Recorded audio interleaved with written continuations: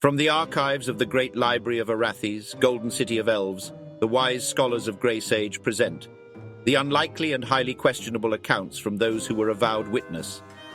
These are the suspenseful investigations of the human, Fraenk Neversleep, Arch-Preceptor of Blackroot. And now, the Neversleep Scrolls, Circle of the Mind Thief, written by Philip Walton. The story continues.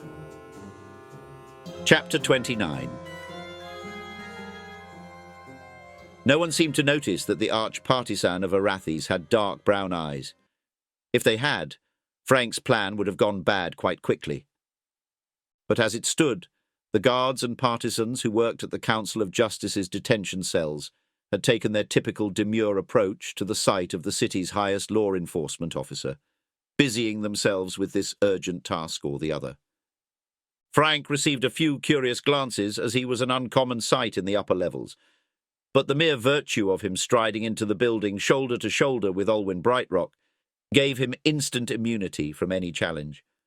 I would like to state for the official record that this is a terrible idea, and I was opposed to it from the start. Brightrock whispered low enough for only Frank's ears. Noted and disregarded, Fraenk replied in tone. How does he even speak with this craterous ruin? The ersatz Brightrock sucked back spit from the open, scarred grimace of the corner of his mouth. You mean, how do you speak with it? Fraenk corrected. Now keep it together, or we'll both find ourselves having a much longer stay here in the cells than we anticipated. Your plan is to just speak with this woman, right? Brightrock went on. No other heroics I should know about? Well, when the explosion goes off, just keep your head down and act surprised. The arch-partisan shot Fraenk a horrified look. I'm joking. Take it easy. Fraenk smiled. You've certainly nailed the uptightness about the old dragon. I swear if you ever make me do anything like this again, there will be stabbings. I just have some questions about the Fernbrooks and what they plan to do with the necklace. Get me in the holding cell with her for a few minutes and we're gone. Olwyn Brightrock's dark eyes glared at him. Yes, that's exactly the I hate you, never sleep look he gives me all the time. It's uncanny. Fraenk winked. They moved briskly through the building. Fortunately, Fraenk had been here enough times to know the layout, and they made their way past the main administrative portion and out to the detention cell wing. Despite having no side windows in its tall, featureless walls, the building managed to stay well illuminated in the day by the large hexagonal open skylights in the roof. That architectural feature, along with the building itself crawling with an army of partisans, earned the Council of Justice and Partisan Administration headquarters the nickname of the Hornet's Hive. Fraenk and Brightrock approached a dull-eyed partisan half-elf woman with rat-brown hair and knobby elbows, who sat at the reception desk for the detention cells. She was reading a small book, its cover stamped with a silhouette of a strange-looking tower rising from between two hills, which she hastily clapped shut when she noticed their approach. See? What did I say? Got here with no trouble at all, Fraenk whispered. Hilmar, get out here! It's the commander! Rat Hair squealed out to someone behind her. From around the corner where the guard latrine closet was located appeared a round-bellied half-elf man with a thinning sweep of dark hair and weak chin. He was tucking his uniform shirt into his grey trousers and had a news scroll crooked in the elbow of one arm. Both looked too out of shape for any partisan job other than knocking around defenceless criminals on the detention wing. The moment the lieutenant saw arch-partisan Brightrock, an almost fearful expression passed over his face. Then he snapped to attention. Good afternoon, arch-partisan, sir, he barked. Rat Hair stood as well, but was less enthusiastic about it. Be at ease, Lieutenant, Olwyn Brightrock growled. The lieutenant relaxed his stance somewhat, but continued to shoot worried looks at the female partisan. Ashblossom, sir. Helmar Ashblossom. We've met before. The partisan supervisor answered, a slight hint of recrimination in his tone, then gesturing to his counterpart. And that's Pinesprig, at your service. Very good, Brightrock replied stiltedly. An awkward silence began to stretch as Lieutenant Ashblossom waited for the commander to say or do something else. There seemed to be further protocol here, but whatever it was, Fraenk was at a loss. And to his trepidation, the half-elf supervisor seemed to tell something was amiss. Perhaps their foe, Brightrock, was being, too nice. "And what is the nature of your unexpected visit, sir?" Lieutenant Ashblossom inquired. Well, we need to see a prisoner, Lieutenant, for questioning. Brightrock said, adjusting the seam of his uniform. "Our interrogators are already seeing to that, sir." Ashblossom replied in a tone that suggested everything was in order and required no further attention. "And who is your guest, sir?" Pinesprig gave Fraenk a dismissive once-over. "Unfortunately, we're not allowed to have visitors in the detention wing. Matter of security." Ashblossom gave the human a withering glare. Fraenk could see the situation slipping out of hand.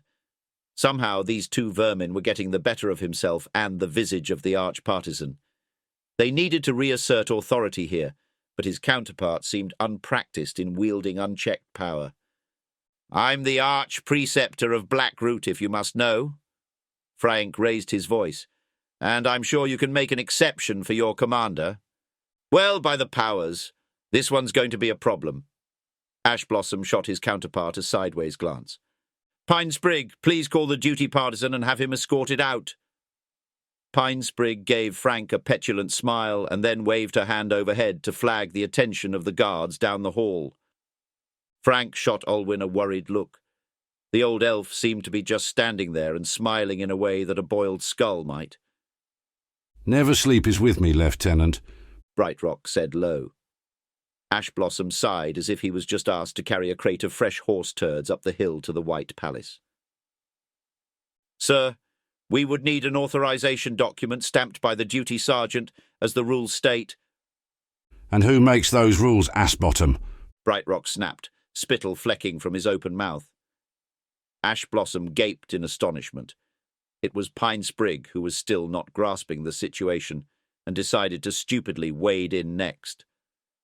"Well, the Council of Detention typically votes on," she intoned. "I make the rules, you troll-faced gobbet of Tiamat-scorched sky whale fat," the arch-partisan blazed. Fraenk suppressed a laugh, quietly pleased to see Gwen finally settling into the grizzled elf's skin, so to speak. "Now we will see the prisoner without delay. Am I understood?" Brightrock glared at each of them in turn. The partisans both looked suitably admonished. "Yes, sir." Lieutenant Ashblossom looked down in a sort of nervous, unhappy manner. "The thief woman brought in this morning. What cell is she in?" Brightrock repeated. From where he was standing, Fraenk noticed the woman give a furtive dart of her eyes to the detention cell's hallway. Meanwhile, the lieutenant squinted in an exaggerated indication of recollection. Now Fraenk had the distinct impression that these two were the ones acting strange. "Not sure as I recall anything about that, sir. Maybe she came in while I was away from my desk.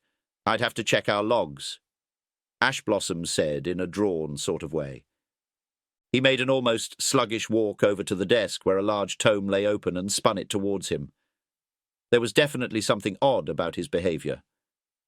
Then Fraenk realised why. "He's stalling," Fraenk murmured under his breath. Brightrock could see it too. "Fraenk, check the book yourself." "Sir, I really must insist that—" Ashblossom began to stammer out something and folded the book closed. Fraenk snatched it from his grasp and began quickly paging back to the open section. "Hey, he can't do that!" Pinesprig protested. "Not another word out of you." Arch-partisan Olwyn Brightrock rounded on her. Fraenk scanned quickly, but the entire day's entry logs were blank. Neither the name nor a description of her could be found. There were no entries at all, which seemed quite odd. "She's not listed. There's apparently no one in the cells." Then Fraenk noticed something else. The page itself looked new and unmarred by inky smudges or stray marks. He shoved the book back at the red-faced half-elf. "Where is she? Where's the woman?" Fraenk demanded. The partisan guards exchanged a nervous glance with each other. "So help me. If you don't tell me now, I'll have you manning a watchtower for the rest of your natural life in the Pale," Brightrock growled. Pinesprig glared defiantly. Fraenk could see the threat had made an impact on Ash Blossom, however. He understood the implications of a duty on that arcane frontier. "Cell 9, but you're too late," he blurted. "You fool!" Pinesprig spat. You're relieved of duty, both of you, done. Olwyn Brightrock snarled. Get out of my sight, now. Ash Blossom and Pinesprig both looked completely shocked. They both stood slowly, almost waiting for Brightrock to change his mind. But all they got was his searing glare and spittle blowing from the ruined hole in his mouth. As Ash Blossom passed him, Fraenk snatched the ring of keys from his belt. You have 5 minutes to be outside the Hornet's hive, or I'm sending a squad to put you in cells with your least favourite prisoners. Brightrock snapped. That seemed to convince them. Both partisans took off down the corridor. "What happened to not causing a scene?" Fraenk asked, coming out from around the desk. He paused, noticing a familiar folded pile of clothes beside the female guard's desk. It occurs to me that it's way more fun to be the arch-partisan than a scullery maid. Brightrock grinned. "Don't get too comfortable," Fraenk said. "Come on, there's something foul going on. We need to hurry." And they both took off down the cell block.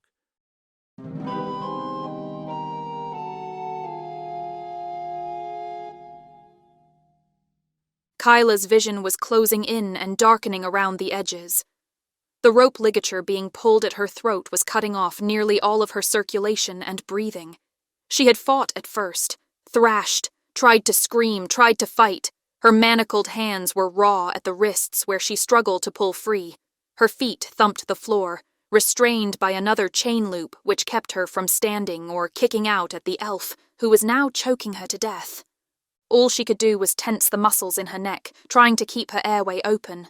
Only a faint wheeze of air made it through, but it was enough to keep her conscious for now. She wanted to spit in his face, claw at his eyes, destroy him entirely, but she was trapped. Her body tried to panic or cry or just shut down. But she knew she could do none of these things. Not if she wanted to live.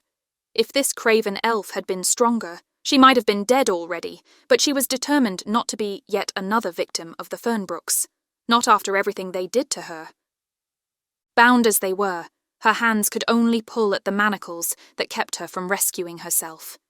She fought back in other ways, shifting her body position and keeping the thin elf from getting leverage on her. She was not going to make this easy for Farathiel Gingerglade. "Stop moving and die!" He grunted, struggling with the rope. One of his hands seemed to lack the strength to properly grip its side of the garret. Kyla wanted to scream and cry out, maybe bite a chunk out of his neck, whatever she could do to stop him. But the toll and loss of oxygen was wearing her down. She would soon pass out, and he'd be able to finish her once and for all. "We can't have you telling them what you know." He strained, his thin fingers turning purple from the rope digging into them. Her vision was growing dark and narrowing into a small circle, the strength in her body ebbing away. Her breath began to slow, and a strange feeling began to creep in, like maybe it was time to relax. Stop fighting so hard, accept it, and it would be all over. There was warmth in the darkness. The sound in the room was growing out of focus, like everything was far away and underwater. She could hear pounding that could have been running footsteps, the dull metal jangle of keys, and perhaps the lock clicking unlatched. Maybe that was all her mind's work, imagining somehow someone would come to save her. Kyla felt the rope suddenly zip out from around her neck. Cool, sweet air immediately filled her lungs. She gasped and pitched forward. All she could do was breathe, huge gasping chestfuls of air, in and out. Tears streamed from her eyes. The noises around her began to pull back together. The door to the room was open and someone was talking. He sounded older and familiar. Not exactly a friend, but someone she could trust. Gingerglade, an older man's voice exclaimed. The sound was sharp and painful to her ears. "Sir, what are you doing here?" Farathiel stammered. I should ask the same for you. What were you doing to that woman? I was... He cast about for an explanation. If she could speak, she would have told the other person that this cowardly Follett was trying to murder her. But it took all her effort to just get air back into her body. She was choking, sir. Tried to end her life instead of face the council's justice. Is that so? The older man's voice asked. Actually, can I have a private word, sir? Gingerglade pitched his voice low and conspiratorial. You'd better explain yourself, and fast. She heard the two men's voices leave the room and trail off down the cell block. They didn't shut the cell door. Kyla's thief instincts couldn't help but notice. If only her hands were free, she could escape, or at least try. Anything was preferable than being quietly disposed of in this supposed sanctum of justice. Then someone's hands were grabbing the manacles at her wrists. Kyla almost screamed, then had the giddy notion that she had somehow conjured a spirit to release her. Maybe this was Skyley, come to tilt the scale back in her favour. Or at least in the balance of order. She'd done way too many bad things to receive a random favour from any power.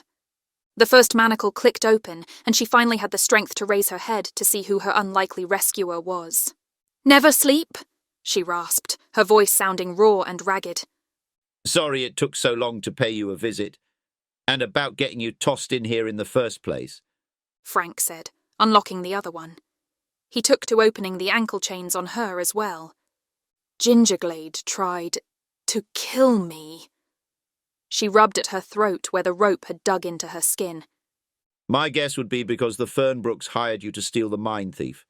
You're the one who can testify how their deal went bad, and how they sent their psychotic cousin to cut you out permanently, Fraenk said. Kyla looked at him, not so dumb after all. We need to talk, but we're out of time here, Fraenk said, checking back toward the door. She stood, unsteady at first, but she could feel her strength quickly coming back to her legs and arms. So, you're my noble knight? Come to rescue me? Fraenk blinked, as if just coming to that realization as well. Ha. Well, He cast about the room, as if the answer was set in one of the corners, then looked at the bundle in his hand. all right. There's no way I can walk you out the way we came in, so I'm going to need you to rescue yourself. I prefer that anyway. What did you have in mind? Fraenk set her folded clothes down on the interrogation table, followed by a familiar small bottle that they sold in the healer's temple. She immediately picked up her charmed boots and clutched them protectively, then rifled through and made sure the gloves were there too. I've seen you climb, Fraenk said. Can you make it? He pointed up the smooth stone walls to the open skylight in the roof above. Kyla was hurt, exhausted, and emotionally drained. But if there was one thing she could always summon the last bit of strength she possessed, it was for her to escape.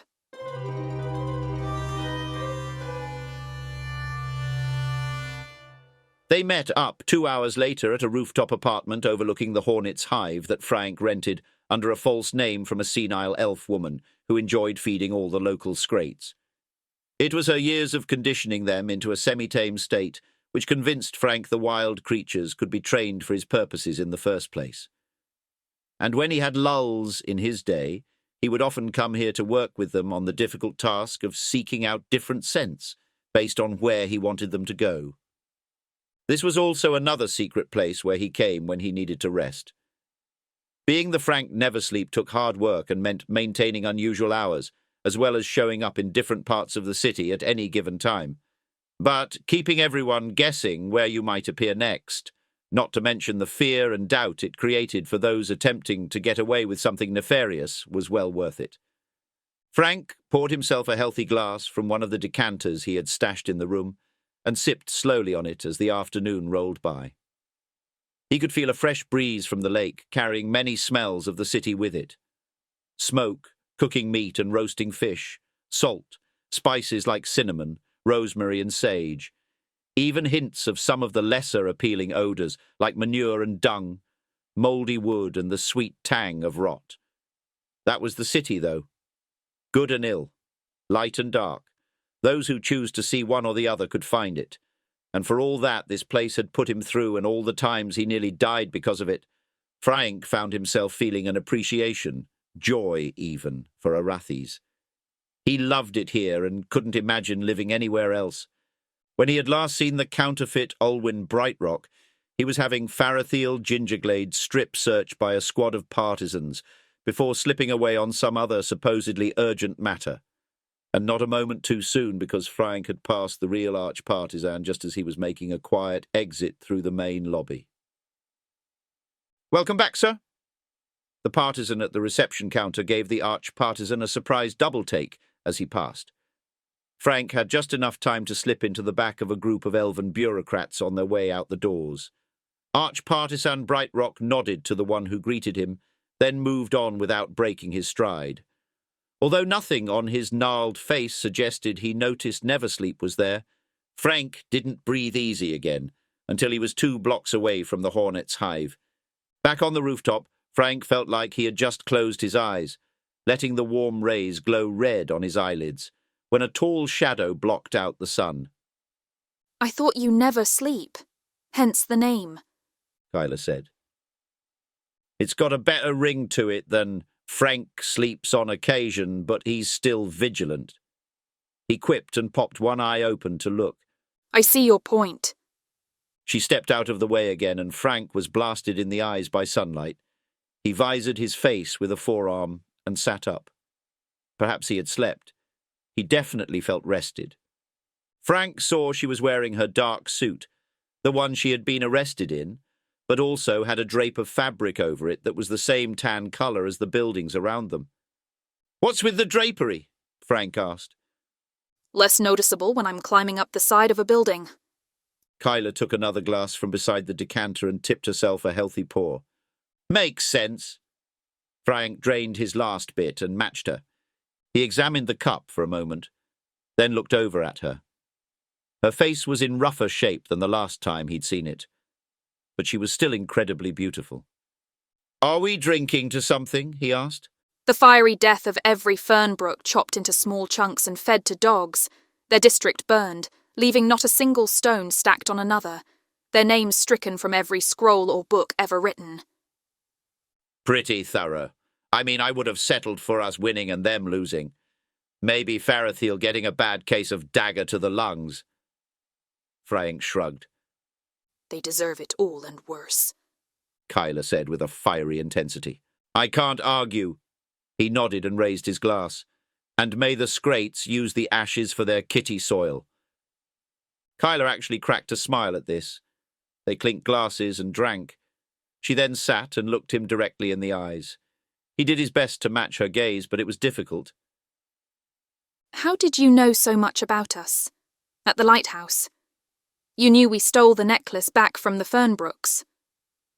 "Made sense, I guess," Fraenk said, feeling a flush of pride. Shockingly few people appreciated his work, despite how they benefited from it. But that also was a function of the job itself. Why else would the Fernbrooks be putting so much effort and expense into finding some kobold? Fraenk saw her expression cloud over and she looked away. A much deeper story there than he could imagine. "You loved him," Fraenk said, not unkindly. "Not like some might suggest, but yes. She said and took another drink. He helped me when I needed someone most." "Where did you get the mind thief from in the first place?" She grinned mischievously. "That part is a longer story for another time, I'm afraid." Kyla drained her glass and then added a bit more. "Then what convinced you to do the job?" Fraenk asked. "The Fernbrooks must have said they needed it for something." Old Fernbrook is too clever to involve himself directly, but this is unmistakably his parade," she said somberly. "We cut the bargain with an intermediary to Gingerglade, and thought it was enough to keep us safe, but they found the broker. And then they knew where to commence." "To what purpose, though? We need to figure out why he wanted it. More importantly, what he planned to do once he had his hands on it," Fraenk said, tapping a nail on the rim of his cup. "His plans are still in motion, Neversleep, or he wouldn't have risked killing me in the partisan cells just now." "This goes beyond that blistered old spike in possession of a magical trinket. His dark purpose still uncoils itself, and he'll keep piling up bodies to get to it." Kyla pulled a black ribbon from her wrist and began to truss up her golden hair. I suppose the only thing we can do is stop him. Oh, no, you don't. Fraenk set down the glass and gave her a warning look. You've been in enough trouble lately. I think you need to sit back and let me handle this. Kyla crossed her arms and smirked. So where is the Innis Tylerborn right now? Right where I want it. The Royal Museum of Arathis. Where in the building? What wing? What display? How many guards? Have you ever even stolen anything of this value before? I lift Lady Blackroot's booze all the time. Her distillery room is a treasury of liquid gold. Fraenk arched a mischievous eyebrow. You need my help. I can't be responsible for putting you in danger again. You're free now. They don't even know to come looking for you because in his effort to kill you, the fool Gingerglade had them keep any record of you off the ledger. You can just walk away. Fraenk said, standing. I'll just have to figure it out on my own. Neversleep? Why do something poorly on your own when you have an expert thief offering to help do it right? Yeah. And what would the expert suggest? Fraenk asked. Kyla Gracefire only smiled and slipped on her enchanted gloves.